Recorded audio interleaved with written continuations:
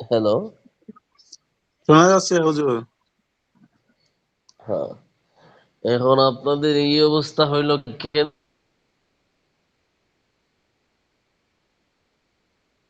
হইল? বাকিদের এই অবস্থা কেন? এদেরকে একটু যোগাযোগ করেন, ওদের সাথে একটু আলোচনা করেন। যোগাযোগ হুজুর, হয়। আপনার নেটের অবস্থাও তো অনেক খারাপ। কি বললেন বুঝতে পারি নাই। বলছি যে আপনাদের এই অবস্থা এমন কেন? ছাত্রদের সংখ্যা এত হঠাৎ করে হ্রাস পাচ্ছে, উপস্থিতির সংখ্যা কমছে।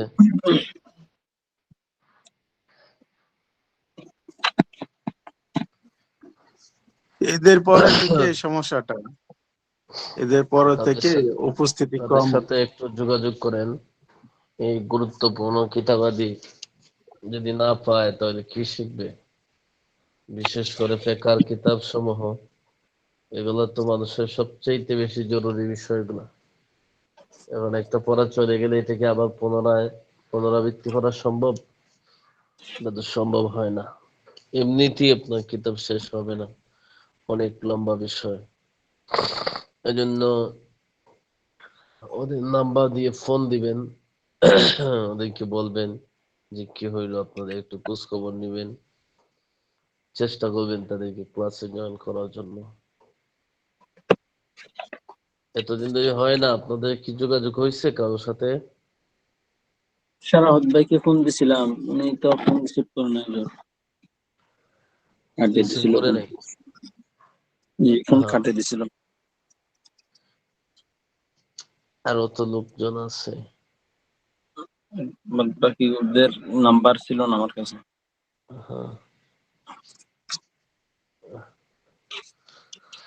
যাই হোক, কিছু পরে আসলে ছাত্রদের উপস্থিতির সংখ্যা যখন হঠাৎ কমে যায়, তখন আমাদেরও মন মস্তিষ্ক একটু ব্যতিক্রম হয়ে যায়। কেন এমন হবে? জি। আরেকজন আছে না, আজমল কবির নাকি জানি, আচ্ছা হুজুর, আকমাল ফকির। আলিরাজ জি না, আছে একজন।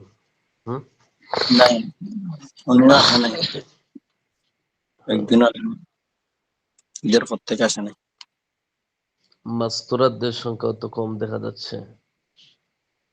জি, হয়তো স্মরণ থাকে না মনে হয়, ওদেরকে বেশি দিন বন্ধ খাটাইছে তো। এই যদি হয়, কেউ যদি স্মরণ না থাকে লেখাপড়ার কথা, তাহলে একটা মানুষের অধঃপতনের জন্য আর কিছু লাগবে না। হম, জি লেখাপড়ার কথা স্মরণ যদি না থাকে, তাহলে এটা তো পৃথিবীর সবচেয়ে অদ্ভুত একটা কথা।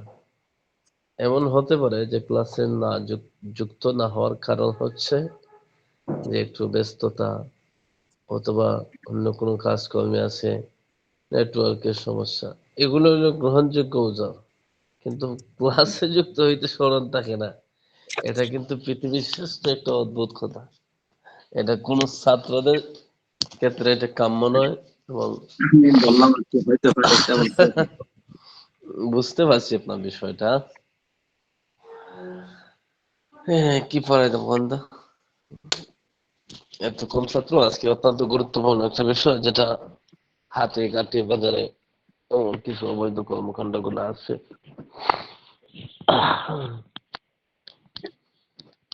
যাই হোক, আমরা তো আর বন্ধ রাখতে পারি না। যারা আছেন তারা একটু ভালো করে শুনবেন আর চেষ্টা করবেন জি, ওদেরকে। রাশেদ ভাই, ডাক্তার সাহেব। না, উনি ছিল, আগে ছিল। হয়তো লাইন থেকে চলে গেছিল।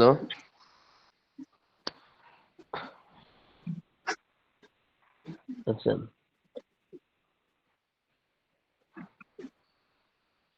একজন, দুইজন, তিনজন, চারজন। জি হুজুর। আচ্ছা, ঠিক আছে, আপনারা প্রস্তুতি নিয়ে থাকেন, আপনাদেরকে ইনশাআল্লাহ পড়াবো। কে আসলো কে না আসলো এটা তো আমরা চেষ্টা করি। এবং আসার জন্য আমরা বলি, এরপর কেউ না আসলে কিতাব তো আর এক জায়গায় রাখা যায় না, কিতাব সামনে চলতে হবে।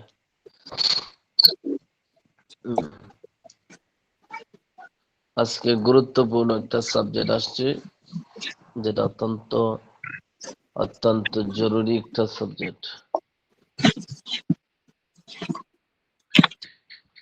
বিসমিল্লাহির রহমানির রহিম। বন্ধুরা, আগের ক্লাসে পড়াটাও গুরুত্বপূর্ণ ছিল, আপনারা কি পড়ছেন? পরবর্তীতে দেখছেন কিনা? জি হুজুর, চেষ্টা করছি পড়ার জন্য।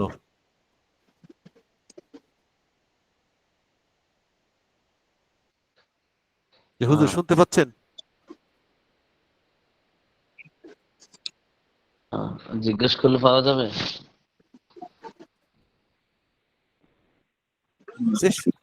বললেন পাওয়া যাবে। জি, চেষ্টা করে দেখি হুজুর, যতটুকু পড়ছি। হ্যাঁ। জি হুজুর। ولا يجوز التصرف في رأس المال ولا في المسلم فيه قبل القبض। অতটা বলেন তো, 85 নম্বর পৃষ্ঠার শুরুতে।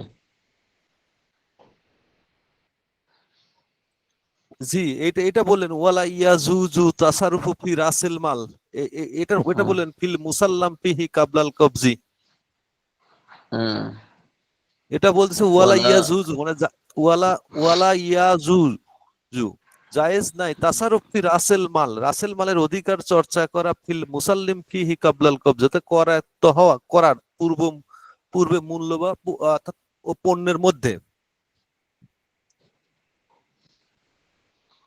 হ্যাঁ, হয়েছে। আর এটা হবে, আর আর আর আর একটু একটু স্পষ্ট পড়েন। হতে হবে।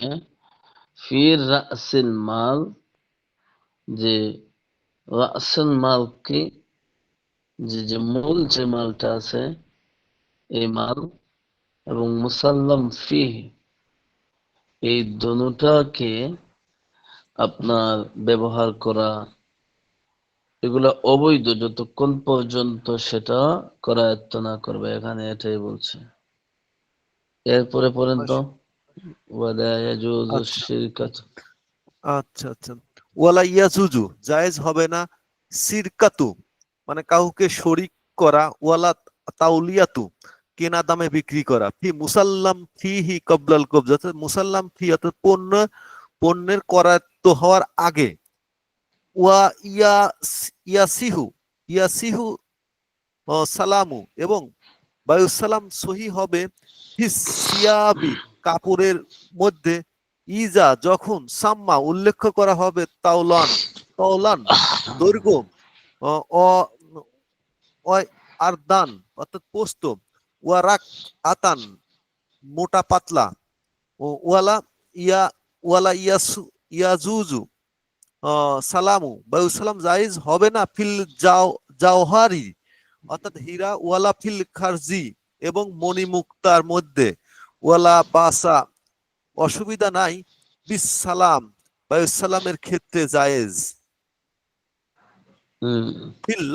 ফিল লাবানি কাসাইট, ওয়ালা ওয়ালা ওটা কি? ওয়ালা ওয়াল আজুরি, ওয়াল ওয়াল আজুরি, আজুরি। আরজুরি মানে পাকা ইট, ইজা সুম্মিয়া মিলবান অর্থাৎ মালুমান নির্দিষ্ট, অর্থাৎ যখন মালুমান না, নির্ধারণ মিলবানান। মিলবানান মানে ওই যে মিলবান ফর্মা আছে না, মিলবান মিলবানান মালুমান। মালুমান অর্থাৎ নির্দিষ্ট, নির্দিষ্ট মানে বলতেছে যে যখন নির্ধারণ করা হয়নি হয় নির্দিষ্ট ফর্মা, ওয়াকুল্লু এবং প্রত্যেক মা আমকানা সম্ভব, তারপরটা উচ্চারণ করতে পারতেছি না, ও দপ টু, এটা কি দপ টু অর্থাৎ সংরক্ষণ করা, সিফাত গুণ, ওয়া মারিফাতি মিকদারি মিকদারি পরিমাণ জানা বা আয়ত্তে আনা, আহ, যা যা না এটি কি যা যা সালামু ফিহি অর্থাৎ জায়েজ আছে বায়ু সালামের মধ্যে, ওয়া মালাই উমকিনু যা সম্ভব না, অর্থাৎ উমকিনু যা সম্ভব না, তপ্তু সংরক্ষণ করা, সিফাতু গুণকে ওয়া মারিফাতি মিকদারি صفاته ومعرفة مقداره ولا يجوز السلام فيه অর্থাৎ ويجوز بيع الكلب والفهد والسباع ولا يجوز بيع الخمر والخنزير এখানে মৌলিক মাসআলা বলছে কি যে বায়াস সালামের যে আলোচনা আমরা করেছি এখানে যে বিষয়টা এই জায়গাতে ব্যাপকভাবে ছোট্ট একটা বাক্যর মাধ্যমে বলা হয়েছে সেটা হলো যেই জিনিসের গুণ মান পরিমাপ আয়ত্ত করা সম্ভব ওই সমস্ত মাদের উপর কি হওয়া যায় বায়াস সালাম জায়েজ আছে। আর যে পণ্যের মান গুণ পরিমাণ নির্ধারণ করা যায় না আয়ত্ত করা যায় না এগুলাতে কি হয় না বায়াস সালাম জায়েজ হয় না। যাক মাশাআল্লাহ মোটামুটি হয়েছে। জটিল হুজুর এটা হলো সর্বোচ্চ একটা কঠিন সাবজেক্ট, সর্বোচ্চ বায়াস কঠিন। ফিকহা দিনের গুরুত্বপূর্ণ বিধান কি দিন মানার জন্য মাসালা মাসাইল জানা জরুরি। গোটা শরীয়তে ইসলামী আপনার কিসের উপর নির্ভর যে কোনটা জায়েজ কোনটা না জায়েজ কোনটা হালাল কোনটা হারাম। আল্লাহ তাআলা তো মানুষের জীবন বিধান কোরআন দিয়েছে। এখন এই জীবন বিধান থেকে মানুষের জীবনে কিভাবে পরিচালনা হবে সেটা আমরা কিসের মাধ্যমে জানি ফিকহের মাধ্যমে জানি কোরআন হাদিস থেকে ইস্তেমবাদকৃত মাসালা মাসাইলের মাধ্যমে জানি। তাহলে যেটার উপর আমাদের জীবনটা পরিচালনা হইলে যেই বিধান মোতাবেক আমাদের জীবন পরিচালনা হয় জান্নাতে আমরা যাব আমাদের জীবন সফল হবে। এই সব বিষয়গুলো মাসালা মাসাইল তো কঠিন তো কিছু হবেই। এর মধ্যে থেকে বিশেষ করে বেচা কিনা অধ্যায়টা খুবই কঠিন থাকে। আচ্ছা এরপরে দেখুন বাবু সরফি সরফের অধ্যায় বেচা কিনার অধ্যায়। الصرف هو البيع إذا كان كل واحد من عوضيه من جنس الأسمان এখানে বায়াস সরফের আলোচনা করেছেন। কি আলোচনা الصرف هو البيع إذا كان كل واحد من عوضيه جنس الأسمان ক্রয় বিক্রয়ে যখন বিনিময় উভয়টি মুদ্রা জাতীয় হয় সেটাকে কি বলে বায়াস সরফ বলে। as-sarfu huwal বায়াস সরফ হলো ওই ক্রয় বিক্রয় ইদা কানা যখন হয় কুল্লু ওয়াহিদিন মিন ওয়াদাইহি বিনিময়ের প্রত্যেক জিনিস মিন জিনসিল আসমান মুদ্রা জাতীয় যখন হবে তখন কি হয়ে যায় এটাকে বায়াস সরফ বলে। সমান থাকবে ক্রয় বিক্রয়ে বিনিময় বস্তু যখন কি হবে মুদ্রা জাতীয় হবে তখন তাকে কি বলে বায়াস সরফ। এখন এখানে গুরুত্বপূর্ণ যে বিষয়টা সেটা হচ্ছে মুদ্রা। বাংলাদেশে মুদ্রা আসেনি আছে কিভাবে আছে মুদ্রা মুদ্রা বলতে আমরা স্বর্ণ রূপা বুঝি। মূল বিষয় কিন্তু মুদ্রা হলো স্বর্ণ রূপা এছাড়া আর কোনো মুদ্রা হয় না। এটা হলো মূল বিষয়। কিন্তু এর পরের বিষয় হলো বর্তমান পৃথিবীতে স্বর্ণ এবং রূপার মুদ্রা নাই প্রচলন নাই বললেও চলে। কারণ আমার জানা মতে বর্তমান পৃথিবীতে আমি যতটুকু জানি যে আপনার স্বর্ণের একটা চাক্কা দিয়ে দেয় টাকার মতন এভাবে নাই। সবই কি হয় এই বেশিরভাগ প্রাচীন যুগের মুদ্রার উপর নির্ভর করে স্বর্ণ রূপার উপর নির্ভর করে পৃথিবীর বিভিন্ন রাষ্ট্রে একটা কি হচ্ছে রাষ্ট্রের প্রধান আছে তার শিল স্বাক্ষর সহ রাষ্ট্রের জনগণের স্বীকৃত একটা কাগজের মধ্যে তারা শিল মোহর মেরে এটাকে একটা সবার কাছে গ্রহণযোগ্য হয় এটার একটা টাকা বানাইছে। এই যে টাকাগুলো আছে এগুলো হুকমান কি হয়ে যায়, মুদ্রার হুকুমে চলে যায়। তাহলে মুদ্রা দেখা যাচ্ছে যে মুদ্রার হুকুমে যে জিনিসগুলা কে আমরা আন্দাজ করব, মুদ্রার হুকুমে যে বিষয়গুলো আনবো সেগুলা কি হয়, এই আমাদের দেশের যে টাকাগুলো আছে এগুলো মুদ্রার হুকুমে চলে আসে মাসালাগত ভাবে। এখন যখন আমরা বেচা কিনা করব তখন কিন্তু ঝামেলা আসবে কখন, ঝামেলা আসবে না কখন, ওইটার বিষয়টাই এখানে আলোচনা করা হচ্ছে। তাহলে সরফ ক্রয় বিক্রয়টা সম্পর্কে মোটামুটি একটা ধারণা আসলো তো। হম, ডাক্তার সাহেব, জি জি হুজুর। তাহলে আমরা আরো সহজভাবে বলতে পারি যে টাকার বিনিময়ে টাকা আদান প্রদান করা, এটা হলো কি ভাই সরফ।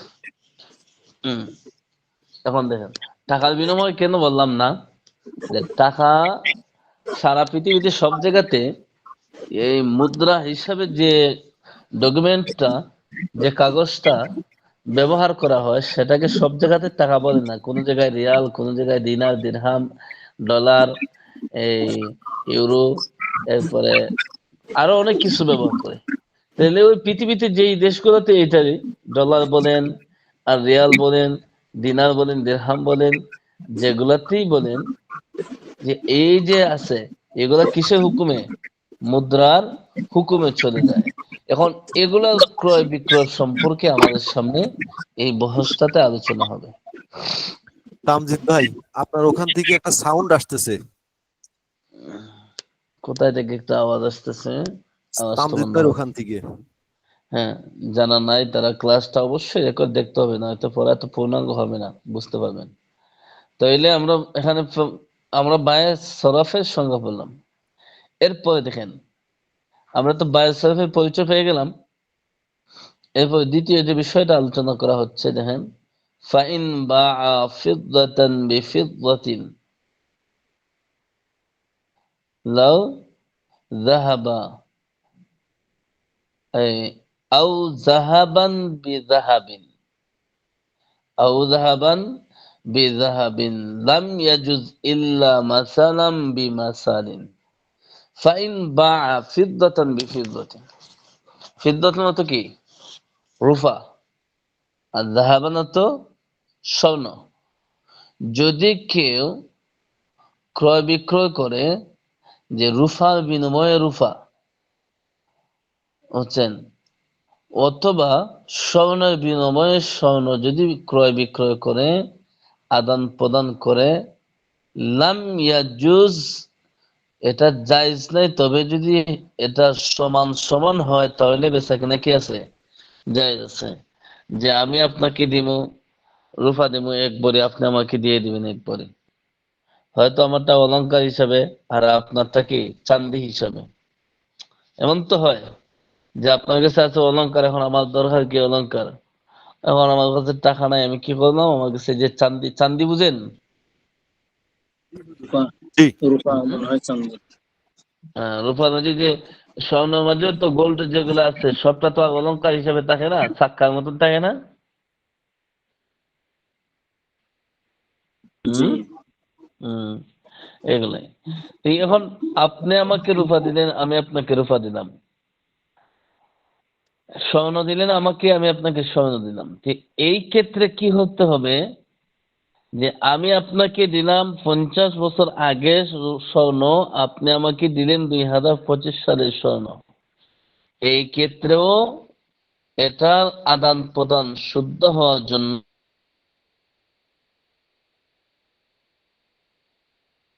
হালাল হওয়ার জন্য শর্ত কি, সমান সমান হতে হবে। আপনি আমাকে 50 বছর স্বর্ণ পুরাতন, এটা যদি আপনি বলে দেন আর এটা বিনিময়টা যদি বাস্তব হয়, অর্থাৎ আমি যদি আরো রূপা দিয়ে এই স্বর্ণ দিয়ে এই স্বর্ণটা নিতে হয়, তাহলে আমি এই 25 সালের নতুন ফ্রেশ স্বর্ণটাও কি দিতে হবে, এক ভরি আপনাকে দিতে হয়, নতুনতায় জায়েজ হবে না। কথাটা কি এতটুক পর্যন্ত দ্বিতীয় লাইন থেকে আপনাদের বুঝে আসে? হুম, ডাক্তার সাহেব, জি হুজুর। হুজুর যেটা বললেন যে হ্যাঁ পুরাতন স্বর্ণটাকে যদি 1 ভরি আসে আর নতুনের ক্ষেত্রে ওই 1 ভরি মিলেই দিতে হবে। হ্যাঁ, স্বর্ণ বিনিময় স্বর্ণ হলেই, নতুন হোক পুরাতন হোক, অলংকার স্বরূপ হোক আর আপনার এটা চাক্কা বানায় দিয়ে দেখ, সর্বক্ষেত্রে কি করতে হবে? সমান সমান হতে হবে। যদি আমরা আদান প্রদান এটা করি, নতুন পুরাতনের ক্ষেত্রে কোনো সমস্যা মানে ইয়া নাই না, মানে না স্বর্ণ তারতম্য হলেই নাই, হবে। জি স্বর্ণ হলেই হবে, সমান সমান হতে হবে। আর ব্যবধান হয়ে গেলে কি হবে যে এটা সুদের অন্তর্ভুক্ত হয়ে যাবে। কথা বুঝছেন? জি জি এরপরে দেখেন, ওয়াইন ইখতালাফা ফিল ফিল জুদাতি ওয়াসিয়াফাতি ওয়ালা বুদ্দা। এরপরে আরেকটা মাসালা আছে, ওয়াইন ইখতালাফা ফিল জুদাতি ওয়াসিয়াফাতি। সিয়াফাতি বলা হয়, সিয়াফা বলা হয় যে যেই স্বর্ণটার মাঝে কারুকার্যিত করা, স্বর্ণ দ্বারা স্বর্ণরে অলংকার বানাইছে, যদিও পার্থক্য হয় স্বর্ণের মাঝে জৌদাতি মানে কি পুরাতন এবং স্বর্ণকারের কাজকর্মের পার্থক্য থাকে। মানে আপনি আমি আপনাকে যে স্বর্ণটা দিছি ওইটা দিয়ে স্বর্ণকারে কি করছে, কাজ করে এটা সুন্দর একটা অলংকার বানাইছে। আর আপনি আমাকে যেটা দিচ্ছেন এটাতে কি না, কাজ করা না, এটা শুধু স্বর্ণের টুকরা আপনি দিয়ে দিচ্ছেন। এই যদি পার্থক্য হয় এরপরে কি হবে না, এটা আপনার ব্যবধান করে বিক্রি করা যাবে না, এটা সমান সমানই হতে হবে। এখন দেখেন, চিন্তা করেন, তাহলে ওই যে ঈদের আগে আপনারা জানেন তো যে 20 টাকার নোট 30 টাকা বিক্রি হয়েছে, জি এখন দেখি হালাল না হারাম? এটা তো হারাম। হ্যাঁ, তাইলে কেন বুঝলাম যে স্বর্ণ রূপা হইল গিয়া মুদ্রার আসল জিনিস, কিন্তু বর্তমান পৃথিবীতে টাকা পয়সা যেই দেশের সরকার কর্তৃক এবং সর্বজন গ্রহণযোগ্য যে টাকাগুলা ব্যবহার করা হয়, এগুলো কিসের হুকুমে? মুদ্রার হুকুমে। আর মুদ্রার ক্রয় বিক্রয়ের ক্ষেত্রে সমান সমান হতে হবে, অন্যথায় কি হয়ে যায়? হারাম হয়ে যায়, সুদ হয়ে যায়। সুতরাং 20 টাকার নতুন নোট 30 টাকা দিয়ে কিনলে, 20 টাকার নতুন নোট 22 টাকা দিয়ে কিনলে, এগুলা শুধু নর্মালি না জায়েজ, না আসলে তো না জায়েজ তো বিষয় না, নর্মাল হয় না, আসলে এগুলা কি সাধারণভাবে দেখার বিষয় নাকি এটা সুদের অন্তর্ভুক্ত? জি এটা যদি বলা যায় যে একেতেই জায়েজ দেয় তারপরে সুদের সুদের অন্তর্ভুক্তই তো হয়ে যায় হুজুর, হ্যাঁ, এটা সুদের অন্তর্ভুক্ত, সুদের অন্তর্ভুক্ত হয়ে যায়। এক জাতীয় জিনিস না। আর মুদ্রার ক্রয় বিক্রয়ের ক্ষেত্রে আর ওই যে সিস্টেমটা এখানে নিষেধ করা হয়েছে, ওই সিস্টেমের বিপরীত চলে গেলেই এটা সুদ হয়ে যায়। এটা মনে রাখবেন, মুদ্রার বিষয়টা এটা খুব জটিল একটা বিষয়। তাহলে আমরা এখন থেকে যত শব্দগুলো আসবো আমরা বলবো কি, টাকার পরিবর্তে, টাকার বিনিময়ে টাকা,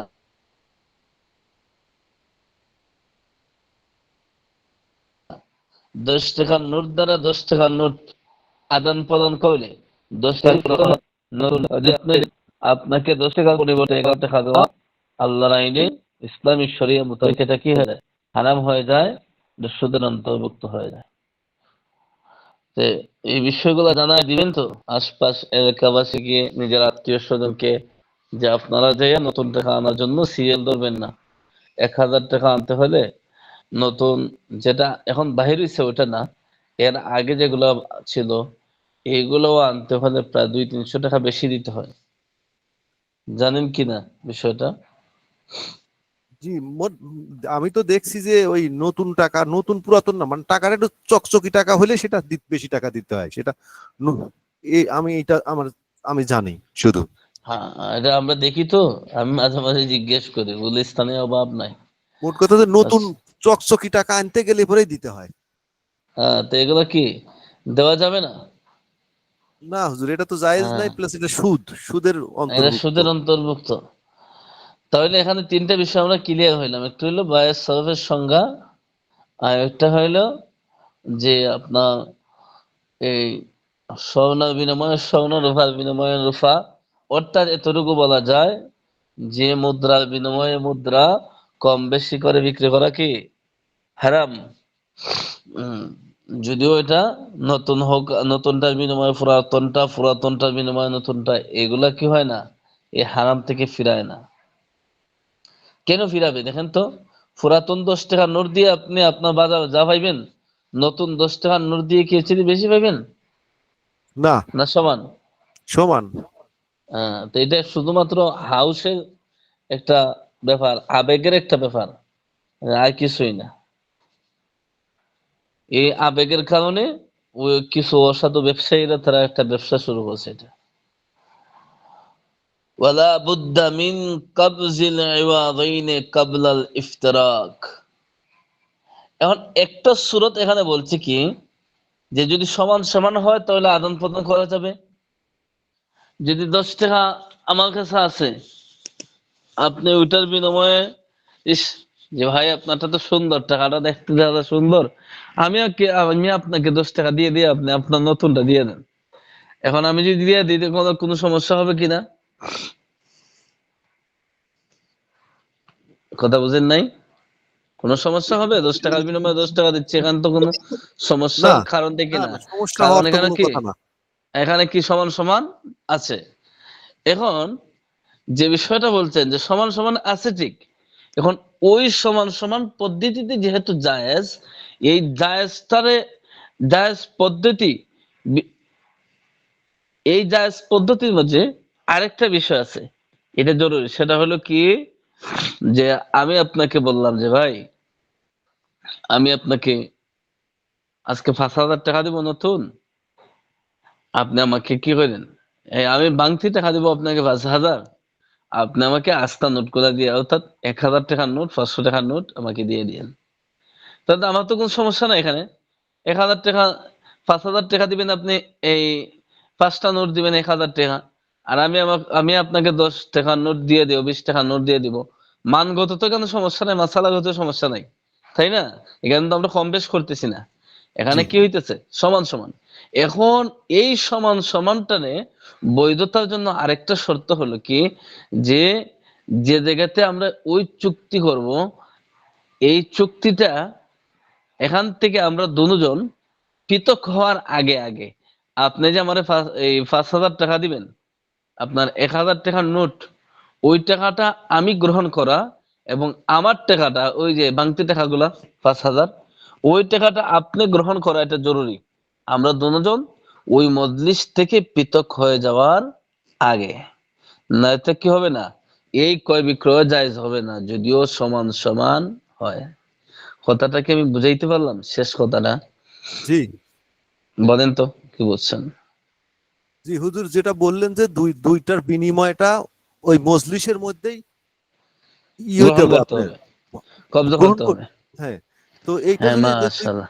মোট কথা যে যে কোনো সহজ কথা, দুইটা বিনিময়টা যেখানে আপনার চুক্তি হবে, ওই চুক্তিটা ওই মজলিসের মধ্যেই মানে দুইজনকে মধ্যে এটা গ্রহণ করতে হবে। যদি গ্রহণ না করে উঠে চলে আসেন তাহলে সেটা জায়েজ নাই, সেটা সমান হোক আর অসমান হোক। হ্যাঁ, ওটা হলো কিসের ক্ষেত্রে? বা সরফের ক্ষেত্রে, মুদ্রার ক্ষেত্রে। জি, অন্যান্য মাসালাতে এটা লাগানো যাবে না।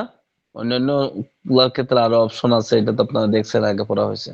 যে মুদ্রার ক্ষেত্রে, বিনিময়ের ক্ষেত্রে এখন সমান সমান হইলেও আমরা ওই মজলিসে এগুলার কি করতে হবে, গ্রহণ করতে হবে। সহজ কথা বললাম না, যে আমি আপনাকে 5,000 বাংতি টাকা দেবো, আপনি আমাকে 1,000 টাকা নোট দিবেন, তখন আমার টাকাটা আপনি ওই মজলিসে গ্রহণ করবেন, আপনার টাকাটা আমি আপনাকে এই মজলিসে গ্রহণ করব। এখন যদি এমন হয় যে হুজুর আপনি আমাকে দিয়ে দেন 5,000 টাকার নোট, আমার তো এই 5,000 টাকা বাংতি টাকা আমার তো লাগে, আমি দিব আপনাকে পরবর্তীতে, 2-4 দিন পরে দিব। এই তরিকা কিন্তু, এটা কি হয় না, বায়ে সরফের অন্তর্ভুক্ত হয় না, এবং ইসলামী শরিয়া মোতাবেক জায়েজও হয় না। কারণ মুদ্রার বিনিময় মুদ্রা আদান প্রদান, কথা বুঝতেছেন? জি হুজুর। এই তরিকাটা কিন্তু আমাদের দেশে অনেক জায়গাতে আছে, না জায়েজ তরিকা না। তাহলে এখান থেকে আমরা পাইলাম কি, যে এই মজলিসের মধ্যে এটাকে কি করতে হবে, গ্রহণ করতে হবে ক্বাবলাল ইফতিরাক, পৃথক হয়ে যাওয়ার আগে। ওয়া ইযা মসজিদের ওই যে বাংতি টাকা নিয়ে যায় অনেকে, যে বাংতি টাকা নিয়ে চলে যায়, যে এই টাকা আমি দিয়ে দিব। এইটাই তো নিষেধ, টাকার বিনিময়ে টাকা না। হ্যাঁ, এটা কি আপনার এমনিতে নিয়ে গেছে না টাকা দিব? দিবে পরে। হ্যাঁ দিবে পরে। টাকার বিনিময়ে টাকা আদান প্রদান মুদ্রার ক্ষেত্রে, এটা তো মুদ্রা। আগে বললাম না যে এখন স্বর্ণ রূপার যেহেতু কিছু নাই, উম্মতে মুসলিমার ঐক্যমত যে যে প্রতিটা দেশে যে টাকা রয়েছে এগুলা মুদ্রার হুকুমে চলে আসছে, তাহলে এগুলা তো যাইস না, বুঝছেন? আর একটু আরো স্পষ্ট পাবেন। তবে যদি আপনি মসজিদে ইমাম সাহেব হয়ে থাকেন, তাহলে আপনি তাদেরকে সরাসরি বললেন না, বললে বিপদে পড়বেন, আগে জানিয়ে দিলাম, বুঝছেন? এগুলারে আস্তে আস্তে আস্তে আস্তে জনসম্মুখে যখন বলবেন যে জায়গাতে এগুলো চালু আছে, ওই বেটা আপনার খেপে যাইব, বুঝবো না টুসবো না, অনার্থক বিপদ একটা সামনে নিয়ে আসবেন। কথা বুঝতে পারছেন? বুঝতে পারছি। হ্যাঁ, প্রত্যেকের অবস্থান ঠিক রেখে বলি। আমরা তো বলি আমাদের মসজিদ গুলোতে আমরা স্পষ্ট ভাবে বলি, আমাদের মসজিদের টাকার কেউ যদি বাংতি নিতে হয় সাথে সাথে বৈশা এখানে দিয়ে যেতে হবে, অন্যথায় দেওয়া যাবে না। যে জায়গাতে যে বিষয়গুলা চালু নাই, এর বিপরীত করাটা খুব কষ্টকর বিষয়। কেসিয়ার তো দোকানে গিয়ে নিয়ে আসতে পারবে না। হম। মসজিদের কেসিয়ার হলে ওনার তো টাকা জমা থাকে, মসজিদের টাকাগুলো বাংতি গুলো নিয়ে গিয়ে। মসজিদে ক্যাশিয়ার তো ক্যাশিয়ার তো ক্যাশের জিম্মাদার আছেন। এখন ওই লোকটার ক্ষেত্রে বিষয় হলো, সে যে জায়গাতে টাকা নিয়ে যাচ্ছে এটা তো সে তার আমানত হিসেবে নিয়ে যাচ্ছে। এখন যে সে আদান প্রদান একই বৈঠকে কইরা ফেলে, তো এটার ক্ষেত্রে সমস্যা হওয়ার কথা নয়, বুঝছেন? এখনকার বিষয় হলো মসজিদের কেশিয়ার গুলা তো সব জায়গায় সমান না। আলহামদুলিল্লাহ বহু ভালো যে বলো মানুষও আছে, যেমন আমি যেখানে আছি ঢাকাতে, ওই জায়গাতে আল্লাহর বান্দা 1 টাকা ফকিরের ভিক্ষা দিব না, 1 টাকা আপনারা বাংতি দিব না। এটা তার নীতি আদর্শ, বুঝছেন? সে যদি কোথায় যায়, যে আপনার মসজিদের টাকা আছে তার পকেটে, ওই টাকার থেকে সে রিক্সা ভাড়াও কোনোদিন দিব না, হাইটে আসবো, হাইটে আসবো। আলাদা বক্স বানায় রাখছে, ওইটার ভিতরে ঢুকায় রাখবে, কত মসজিদে হাতে ব্যয় করবো। কারো কাছে খরচ বা কারো কাছে হাওলাত এগুলা কিছুই দিব না। খুব শক্ত মানুষ, বুঝছেন? শুধু দিনই বিষয় না, আসলে মসজিদ কেন্দ্রিক বিষয় না, শুধু সর্বক্ষেত্রেই তো এগুলো জরুরি। এরপরে দেখেন ওয়াইদা, এখন কিন্তু আলাদা আলাদা মাসালা বলতেছে। ওয়াইদা বাআল যাহাবু বিয-যাহাব বিল-ফিদ্দাতি জারাত তাফাদুল। যাহাবুন অর্থ কি? স্বর্ণ, স্বর্ণ, আর ফিদ্দা মানে রূপা। রূপা। স্বর্ণ আর রূপা। রূপা। যদি কেউ স্বর্ণের বিনিময়ে রূপা, আমি আরো সহজ ভাষায় বলি, আমার কাছে আছে স্বর্ণ, আপনার কাছে আছে রূপা, যে ভাই আপনি আপনি আপনার স্বর্ণটা দিয়ে দেন, আমার রূপাটা নিয়ে নেন, ওইটা কিন্তু বেচা কিনা হয়ে গেছে, বলছেন? বেচা কিনা শুধু টাকা দিয়ে হয় না, বরং পণ্যের বিনিময়ে পণ্য দিয়েও হয়। আর এখানে যেহেতু স্বর্ণ আর রূপা, তাহলে মুদ্রার মূল জিনিস কি? স্বর্ণ রূপা, এটা স্মরণ রাখবেন। এগুলো অন্য অন্য পণ্যের সাথে মিলানো যায় না। মুদ্রার মূল জিনিস হইল কি? স্বর্ণ আর রূপা।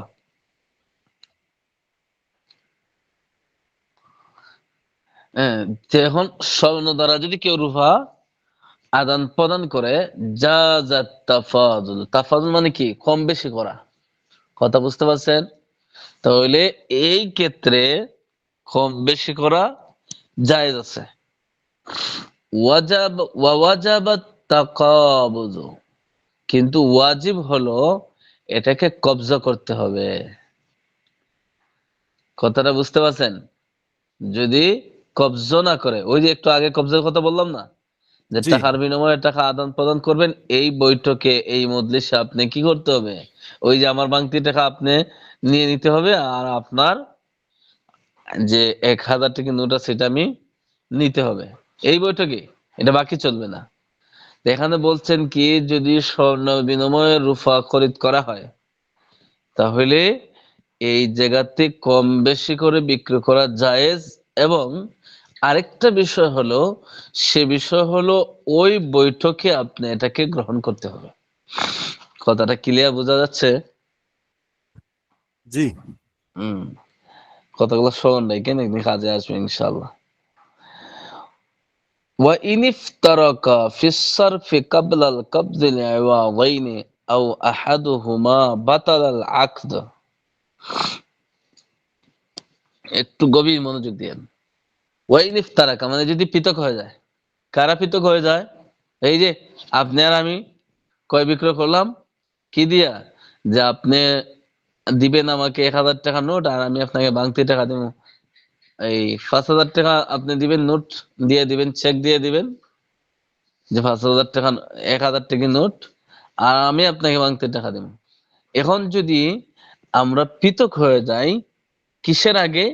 যে আপনার 5000 টাকা আমি গ্রহণ করার আগে, আর আমার যে বাংতি 5000 টাকা এটা গ্রহণ করার আগে যদি আমরা কি হয়ে যাই, ইন ইফতারাকা ফিস সাফি, এই ধরনের ক্রয় বিক্রয়ের ক্ষেত্রে যদি আমরা পৃথক হয়ে যাই, কোন সময়? কাবলাল কবজি, কবজা করার, কবজার বাংলা বুঝেন তো? জি, করা শুরু আয়ত্ত। করা। হম, কবজার আগে যদি আমরা পৃথক হয়ে যাই, আইওয়াদাইনা ওয়া আহাদুহুমা, এক একটা বিনিময়, একটা একটা বিনিময় অথবা দুটোটা,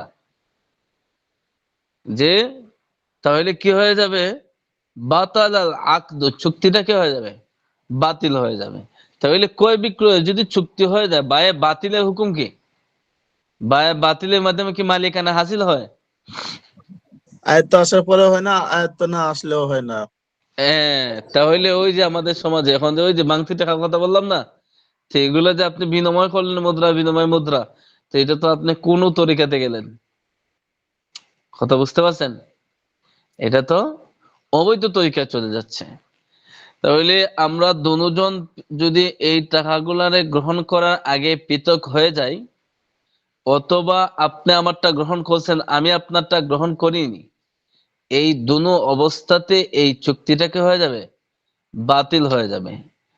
আর আকদের মাঝে যদি আপনার বাতিল হয়ে যায়, আকদ যদি বাতিল হয়ে যায়, তো চুক্তি বাতিল হয়ে যায়, তাহলে সেটা তো ক্রয় বিক্রয় হইল না। বুঝছেন? এজন্য মুদ্রার ক্ষেত্রে খুব জটিলতা। আর মুদ্রার মূল জিনিস কি? স্বর্ণ, রূপা। ওয়ালা ইয়াজুজু তাসাররুফু ফি সামানি সারফি, আল্লাহ,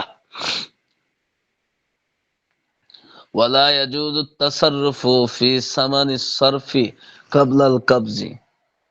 এই যে বায়ে সরফ রয়েছে, সরফের ক্ষেত্রে আপনার ফি সামানি সারফি, মুদ্রার মধ্যে তাসাররুফ করা, এটাকে আপনি ব্যবহার করা, আপনি আপনার আয়ত্ত নিয়ে নেওয়া, আপনি এটাকে ব্যয় করা, এগুলা কবজের আগে কি নাই? জায়েজ নাই। কারণ কবজের আগে তো আপনার কাছে আসেই নাই মাল। কথা বুঝছেন? ওয়ায়াজুজু বাইউ যাহাবি বিল ফিদ্দাতি মুজাজাফাতান। এরপরে আরেকটা মাসালা বলছে, ওয়ায়াজুজু জায়েজ আছে, বাইউল যাহাবি, স্বর্ণ, স্বর্ণের আদান প্রদান, ক্রয় বিক্রয় জায়েজ আছে, বিল ফিদ্দাতি, রূপার দ্বারা, মুজাজাফাতান। মুজাজাফাতান মানে কি? অনুমান করে, অনুমান করে বিক্রি করা কি আছে? জায়েজ আছে। কারণ এটা দুই জাতের জিনিস না। কিন্তু এই ক্ষেত্রেও মাসআলা হলো, আপনি কি করতে হবে? এটা কবজা করতে হবে। কারণ স্বর্ণ আর রূপা এগুলা কি মুদ্রার মূল জিনিস। আর এগুলা বেচা কেনার ক্ষেত্রে যদি এক জাতীয় জিনিস হয় তো সমান সমান থাকতে হবে। আর যদি স্বর্ণ আর রূপা হয় তাহলে সমান সমান না করেও এটার ক্রয় বিক্রয় জায়েজ আছে। তবে কি করতে হবে? এই মজলিসের মাঝে এটাকে কবজা করতে হবে, অন্যথায় কি হবে না? জায়েজ হবে না। কথাগুলা বুঝতে পারছেন? জি হুজুর। আচ্ছা, আজকে অত্যন্ত গুরুত্বপূর্ণ কয়েকটা বিষয় গেল। আচ্ছা, বলেন তো,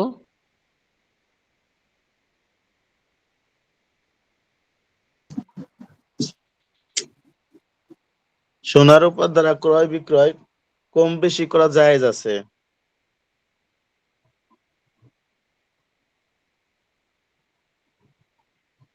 একজন যে কতটুকু বুঝেন আজকে পড়া থেকে হুজুর সোনার বিনিময়ে আজকে যেটা পড়ালেন রূপা সেটা হচ্ছে যে ক্রয় বিক্রয়ের মাঝে কম বেশি করা যাবে। আর যদি যে আজকে যেটা যেটা প-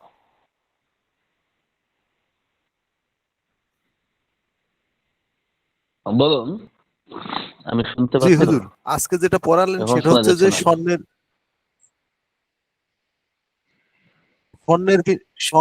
স্বর্ণের বিনিময় আপনার হচ্ছে হলো স্বর্ণ মানে করা জায়েজ আছে। আর স্বর্ণের বিনিময়ে স্বর্ণ এবং রূপার বিনিময়ে কম বেশিতেও সেটা জায়েজ আছে। এবং সেটা মূল বিষয়টা হচ্ছে যে যে মজলিসে এটা আপনার সিদ্ধান্ত হবে সেই মজলিস থেকে ওটা আয়ত্ত নিতে হবে। এটা হচ্ছে মূল বিষয়। হ্যাঁ, এবং ওই মজলিসের মধ্যে আয়ত্ত না নিলে সেটা জায়েজ নাই, সহি হবে না। হ্যাঁ। এখানে আজকের আলোচনার মূল বিষয় হলো যে এখানে বায়াস সরফ নিয়ে আলোচনা করা হয়েছে। বায়াস সরফ হলো ক্রয় বিক্রয় উভয় বিনিময় যখন কি হবে, মুদ্রা হবে, সেটাকে বায়াস সরফ বলে। এখন মুদ্রার মূল জিনিস হলো স্বর্ণ রূপা। এখন যেহেতু স্বর্ণ রূপা গচ্ছিত টাকা পয়সা ব্যবহার করা হয় না, বর্তমান পৃথিবীর যে প্রতিটা দেশের টাকা এগুলা কি মুদ্রার অধীনস্থ, মুদ্রার অন্তর্ভুক্ত। বাংলাদেশের জন্য বাংলাদেশের যে টাকাগুলো আছে এগুলা কি মুদ্রার অধীনস্থ। এখন এই মুদ্রাগুলা এই টাকাগুলা টাকার বিনিময়ে টাকা কম বেশি করা কি আছে, জায়েজ নাই, কিন্তু সমান সমান করে জায়েজ আছে। যেমন আপনার 5,000 টাকা, ওই যে একটু আগে বললাম না যে বাংতি টাকা আমার কাছে আছে 5,000, আপনি আমাকে দিবেন, নোট দিয়ে দিবেন 1,000 টাকার নোট 5টা, তাহলে এটা সমান সমান হয়ে গেল। এই ক্ষেত্রে জায়েজ আছে। তবে আরেকটা জিনিস শর্ত হলো কি, আমি আপনি যে জায়গাতে এই চুক্তি করছি ওই জায়গাতে কি করতে হবে, এই মজলিসের মধ্যে এটারে গ্রহণ করতে হবে, নয়তো এটা জায়েজ হবে না। কথাগুলো বুঝাইছে? জি হুজুর। ইনশাআল্লাহ আমি এটা পড়া নিব আপনাদেরকে। এই সামান্য ওই যে এই প্রথম পৃষ্ঠাটা যদি মোটামুটি আয়ত্ত করতে পারেন, তাহলে এর পরবর্তী যা আসছে এগুলা খালি শুধু মিসাল দিছে। মিসাল বুঝেন তো, দৃষ্টান্ত দিছে, বুঝছেন? এখানে এলো মৌলিক বিষয়গুলো। তাহলে এতটুকু আমাদের ক্লিয়ার হয়ে গেল যে বাংলাদেশের মধ্যে যে নতুন টাকার বিনিময়ে পুরান টাকা, পুরাতন টাকার বিনিময়ে নতুন টাকা, এগুলা কি হয় না, ইসলামী শরিয়া মোতাবেক জায়েজ হয় না, এগুলো সুদের অন্তর্ভুক্ত হয়ে যায়। স্মরণ থাকবে তো? সবাইকে পৌঁছায় দিবেন তো কথাগুলা? নিজেদের বন্ধু বান্ধবের মাঝে এগুলো একটু প্রচার করেন, মানুষকে গোনার থেকে বাঁচানোর চেষ্টা করেন। হুজুর এইটা কোন পর্যায়ে হয়, হারাম নাকি? হ্যাঁ হ্যাঁ হ্যাঁ, হারামের অন্তর্ভুক্ত। বায়ের সরফ না, মুদ্রা, এটা হারামের অন্তর্ভুক্ত, সুদের ভিতরে হয়ে যায়, বুঝছেন? তাহলে কাগজের টাকা আর হলো কয়েনের টাকা দুইটা তো সমান জাতীয়, কম বেশি করলে হম, হয়ে যাবে, নাজায়েজ হয়ে যাবে না? কথাটা ক্লিয়ার আসছে না ভাই, আবার বলতে কি, বলেন। একটা হলো কাগজি টাকা আর একটা হলো কয়েনের টাকা, দুইটা তো সমজাতি। এখানে এখানে সমজাতির বিষয় হলো সুদের ক্ষেত্রে। আর বায়ের সরফের মধ্যে এই এগুলা সবই হুকমান স্বর্ণের অধীনস্থ হয়ে যায়। মুদ্রা জাতীয় তো। আর মুদ্রার মূল জিনিস হইলো স্বর্ণ রূপা, আর মুদ্রার স্থলাভিষিক্ত হইলো টাকা পয়সা। কথা বুঝতে পারছেন? জি, ওই বুঝতে জায়গাতে পেরেছি। বায়ের সরফের ক্ষেত্রে আইসা আপনি কয়েন এবং এই কাগজের টাকা দুটা জাত পার্থক্য হলে চলবে না।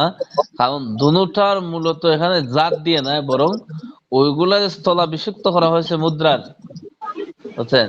নয়তো যে কয়েন যেগুলো আছে, এই তামা বলেন আর স্টিল জাতীয় যা বলেন, সমাজে কি স্টিল কম আছে? কিন্তু নেয় না কেন? যে 5 টাকার যে কয়েনটা আছে ওইটার চাইতে আপনার বাসার পাশে আরো স্টিল গুলা ফালানো আছে বেশি, ওইটাকে দিয়ে কোনো কিছু কিনতে পারবেন? না না, কিনা যাবে না, এটা পা- মুসলমানদের স্থলাভিষিক্ত হওয়ার কারণে এটার মূল্যটা বেশি। হ্যাঁ, এটা পারবেন না। এখন দেখেন এই যে এগুলা কি দিয়ে বানায়, যে 5 টাকা যে কয়েন গুলো আছে বর্তমানে সাদা, এগুলা কি জিনিসটা কি? এইটা মনে হয় তো হুজুর লোহা আর অ্যালুমিনিয়াম দিয়ে তৈরি করে নকল হ্যাঁ, দিয়ে। ধরেন একটা, আমরা এগুলা জানি না কি দিয়ে বানায়, ধরেন এটা অ্যালুমিনিয়াম। এখন অ্যালুমিনিয়াম আমার বাসায় অনেক আছে, আপনার বাসায় অনেক আছে, এক মুষ্টি বইরা যে ওই পরিমাণ অ্যালুমিনিয়াম দিয়ে কি আমি একটা 5 টাকার আইসক্রিম কিনে খাইতে পারবো? না, নিব না। নেবে না। নিবে না কেন? যে ওটার স্বীকৃতি বাংলাদেশ সরকার কর্তৃক নাই, যে এটা আমাদের সমাজের টাকা হিসেবে স্বীকৃত নয়। কিন্তু তার চেয়ে ধাতু আছে ঠিকই, তার মধ্যে যে পরিমাণ জিনিসগুলো আছে এর চাইতে আরো দামি জিনিসগুলো আছে আমাদের হাতে নাগালে। এখানে মূল বিষয় হলো কি, এগুলা মুদ্রার অন্তর্ভুক্ত, মুদ্রা স্থলাভিষিক্ত, এজন্য এগুলাতে কম বেশি করা, বিক্রি করা যায় না। বায়ের সরফে মাসালা তো আলাদা, এখানে আপনার জাত তার ধর্ম মেলানোর অপশন নাই, বুঝছেন? কারণ জাত দিয়ে এখানে বিচার হয় না, বরং এখানে বিচারটা হলো কিসের, যে এগুলা কি হুকমান ধরা হয়েছে মুদ্রার অন্তর্ভুক্ত। কথা বুঝতে পারছেন? জি হুজুর। হ্যাঁ, তাহলে একটু ভালো করে একটু পড়েন। আর সবাইকে বলবো, এখানে আলহামদুলিল্লাহ দেখা যাচ্ছে যে আপনারা কিছু যুক্ত হয়েছেন, কিন্তু সবাই যদি যুক্ত হন তাহলে ভালো হবে, আরো বেশি বেশি পড়ানো যাবে। আর একটু তাড়াতাড়ি যুক্ত হওয়ার চেষ্টা করবেন। আর যারা হুজুর, ক্লাসে যারা ক্লাসে নাই তাদেরকে একটু মেহরবানি করে একটু দাওয়াত দিয়েন। আল্লাহ রাসূল তো হাদিসে বলছেন যে কেউ যদি কাউকে কল্যাণের পথে ডাকে, সে যদি ওই পথে আসে, আইসা কোনো নেক কাজ করে, তাহলে যিনি ডাকছে কল্যাণের পথে, আল্লাহ তাআলা তাকে ওই ব্যক্তির সম পরিমাণ সওয়াব দিবেন। সহিহ মুসলিমের একাধিক হাদিসে আছে, বুখারীর এই আবু দাউদে হাদিসে আছে, একাধিক কিতাবে হাদিস আছে। কথা বুঝছেন? জি হুজুর। তো কারা কারা নাই আজকে দেখেন, ওদেরকে টার্গেট করেন, এক একজনকে টার্গেট করেন, তাহলে তার কষ্ট হবে না। হাজিরা দেন। শাহাদাত হোসাইন, জান্নাতুন নিসা, রাশিদুল হাসান, লাব্বাইক। আহ, আব্দুল কাদের নাই, নীলুফার জেসমিন লাভলি উনি আছে, আজিজুর রহমান আরাফাত,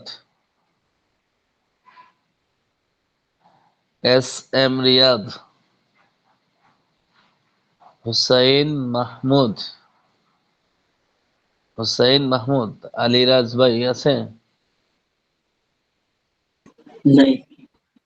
লাখে আক্তার, আপনি থাকলে হাত উঠান তো, অথবা মেসেজ দেন।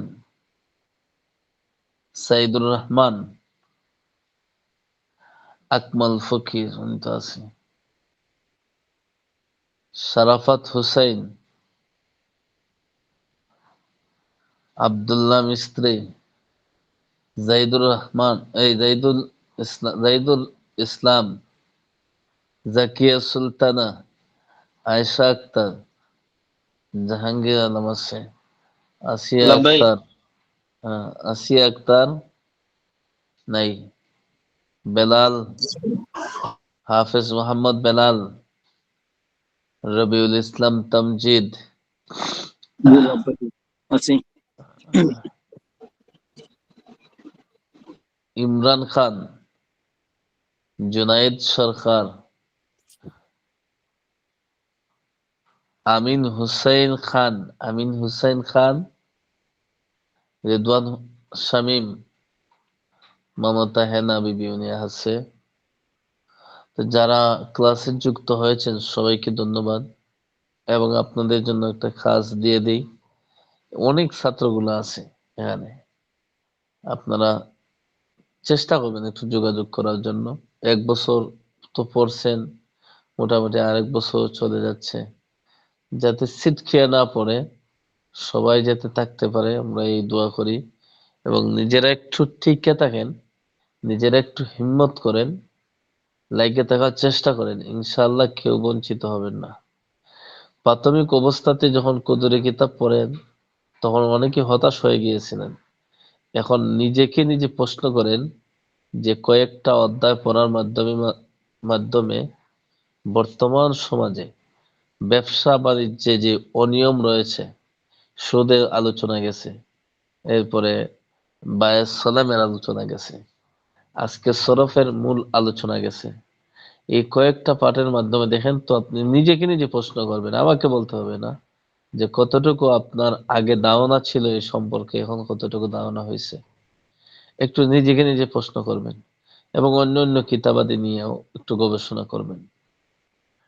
আচ্ছা, তো উপকার থেকে খালি নয়, যে যতটুকু মেহনত করবেন আল্লাহ তাআলা কোনো দিন কাউকে বঞ্চিত করে না। বুঝতে পারছেন ভাই? সবাই একটু চেষ্টা করবেন বাকিদেরকে হাজির করা যায় কিনা, পারবেন তো ইনশাআল্লাহ? জি হুজুর, চেষ্টা করতেছি ওদের সাথে যোগাযোগ করার জন্য। হ্যাঁ, আল্লাহ তাআলা আপনাদেরকে, সে আসুক আর না আসুক, আপনার এই চেষ্টা আমি আমি দৃঢ় বিশ্বাস আল্লাহ তাআলা আপনাকে বঞ্চিত করবে না, অবশ্যই একটা সবের অধিকারী হবেন।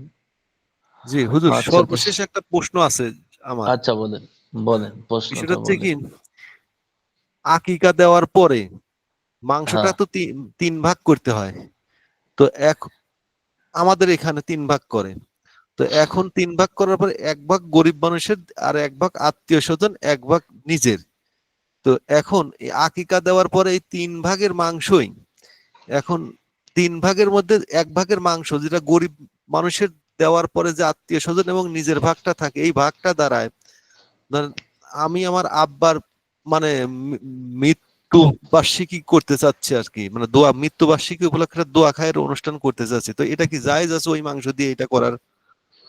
এইটা বিষয়টি জানার জন্য। কেন অনেক প্রশ্নগুলো চলে আসছে। মৃত্যুবার্ষিকী কি আবার? প্রথমে আগে ওইটাতে যাই, এরপরে বাকিগুলা। এগুলা পরিহার করা যায় না মৃত্যুবার্ষিকী। না আসলে আমি হয়তো আপনাকে বুঝাতে পারি না, মানে আমরা যে হয়তো বছরে একটা দিন তার জন্য একটা দোয়ার একটা মাহফিল করি, মানে দোয়ার একটা অনুষ্ঠান করি, মা কিছু বাবা লোকজনকে আমরা। বছরে একদিন, মা বাবা সন্তানের উপর বছরের প্রতিটা দিন প্রতিটা মুহূর্তে পাওনা আছে আছে বিশেষ করে মৃত্যু তারিখে নির্ধারিত করে এই সেই করা, এগুলো ইসলামী শরিয়া অনুমোদন দেয় না। যাক একটা বিষয়। দ্বিতীয় বিষয় হচ্ছে, যে বিষয় বলছেন যে আপনার তিনটা ভাগ করা, কোরবানি বলেন আর আকিকা বলেন, তিনটা ভাগ করা এটা অপশনাল বিষয়। অপশনাল বুঝেন তো? জি এটা জরুরি না, এটা অপশনাল বিষয়। এটা ওলামায়ে কেরাম বলেন, এটা এটা কেউ যদি ভাগ নাও করে, নিজে নিজে সব গোশত খাইয়া ফেলে, তাহলে তার কুরবানি নষ্ট হয়ে যাবে এমন কোন ফতোয়া দেওয়ার মতন অপশন নাই এখানে। কিন্তু এতটুকু বলা যাবে সে উত্তম কাজের বিরোধিতা করেছে। বুঝছেন? এখন আপনি যেগুলো বলছেন, আপনি বিভিন্ন অনুষ্ঠান করবেন, করতে পারেন, সমস্যা নাই। তবে সর্বক্ষেত্রে একটা বিষয় জানা উচিত, যে কোরবানি এটা আল্লাহকে সন্তুষ্ট করার জন্য। অনেকেই তো করে এমন, এগুলা করতে কোনো সমস্যা নাই। বুঝছেন? মানুষের নিয়ত যদি ঠিক থাকে তাহলে তো করতে তো অসুবিধা হবে না। আর আকিকা গোশত তো ধনী গরিব সবাই খেতে পারে। সুতরাং আপনি একটা অনুষ্ঠানের মাধ্যমে তো মানুষকেই খাওয়াবেন, জি তো আর অন্য কেউ খাবে না, তাহলে তো সমস্যা তো অবশ্যই নাই। আর কোরবানির ক্ষেত্রে একটু বাছ বিচার করা দরকার, যে কোরবানি আল্লাহর জন্য দিছেন, এখন যখন মনে হবেন যে আপনার সামনে একটা অনুষ্ঠান, তখন তো মনে ভীতি এমনিতে আসবে যে মূল বিষয়গুলা আল্লাহকে সন্তুষ্ট করার চেয়ে অন্যদিকে একটু দাবিত হওয়ার সম্ভাবনা আছে। আছেন, এই জন্য এগুলো পরিহার করাটা ভালো। কিন্তু কাউকে একথা বলা যাবে না যে সে অনুষ্ঠান করছে এই জন্য তার কোরবানি নষ্ট হয়ে যাবে, এগুলো বলার অপশনটা এখানে নাই। কিন্তু নিজেদের তো বোঝা দরকার যে আমি আল্লাহর জন্য কোরবানি দিচ্ছি। যখন আমার আরেকটা উৎস সামনে চলে আসবে তখন আমার নিয়তের অবস্থা কি হবে? কথাটা কি বুঝতে পারছেন? জি কোরবানির ক্ষেত্রে আসবে হুজুর, আকিকার ক্ষেত্রে সমস্যা নাই তো, আকিকার কোরবানির তো ক্ষেত্রে উদ্দেশ্য আসতে পারে যে ওই উদ্দেশ্যে করব, ওইখান থেকে গোশত তৈরি কিন্তু করব। কিন্তু এখানে যদি কেউ এভাবে করে তাহলে তো মানুষের নিয়তের খবর তো বলা যায় না। এই জন্য কাউকে নির্দিষ্ট করে এটা কোরবানি নষ্ট হয়ে যাবে এই সেই এগুলো বলাটা তো অপরাধ হয়ে যায়, বুঝছেন? কিন্তু নিজেদের তো তার বিবেক রাখা দরকার, এমনিতেই নিয়ত ঠিক রাখা যায় না। এখন যখন একটা অনুষ্ঠান থাকবে তখন তো আল্লাহ